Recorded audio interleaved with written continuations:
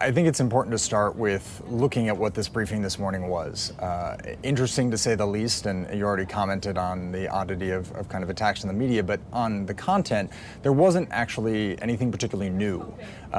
General Kane, the chairman of the Joint Chiefs of Staff, provided a very in-depth breakdown of U.S. defense of its facility in Qatar after the Iranian strikes, and then significantly more detail and a quite interesting video of kind of the effectiveness of the GBU-57 bunker buster, trying to highlight how it was and could be used against the target nuclear enrichment facility at Fordow.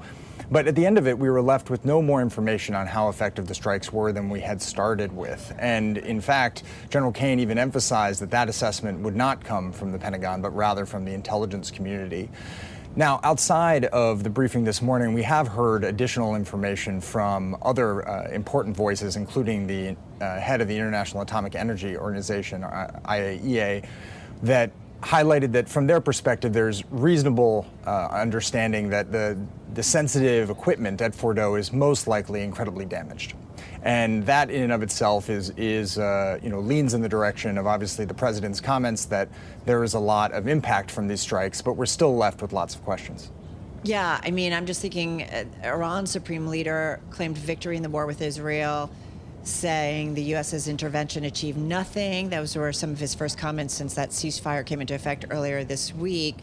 And I think you've got European officials kind of questioning, because they believe, I think Iran's stockpile of highly enriched uranium remains largely intact.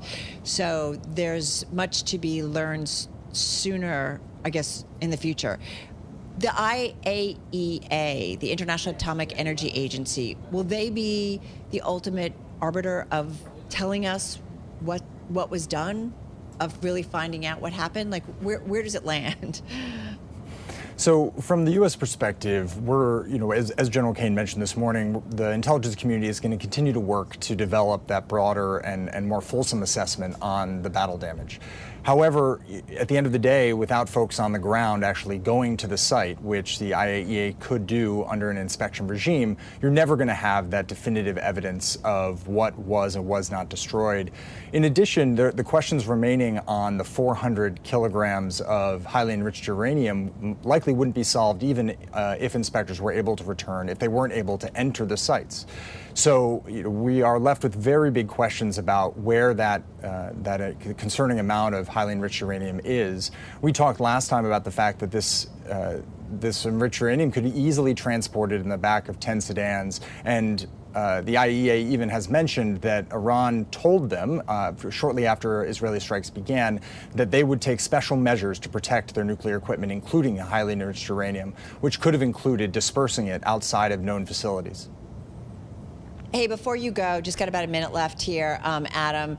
The lead on our story is the defense secretary berates media as questions linger on Iran strike impact. This was at the briefing, but this was also in response to lots of questions that have been out in media questioning what the impact has been. What do we know? What do we need to know, if anything, about kind of the messaging that was coming from the administration? Because it does seem like press, all kinds of press, are just doing their job. So I think the top line takeaway is that the questions being asked by the press are the questions that are still trying to be answered by the government itself right now. And we saw that this morning from Secretary Hegseth and General Kane, where while emphasizing the strength and breadth of the strike, not providing any more finite information to define what success really was and where the Iranian nuclear program sits today. I think we have to always remember that at the end of the day, the Iranian nuclear program will not be decided by the equipment it has access to, but rather their intent and their interest in moving forward with their program.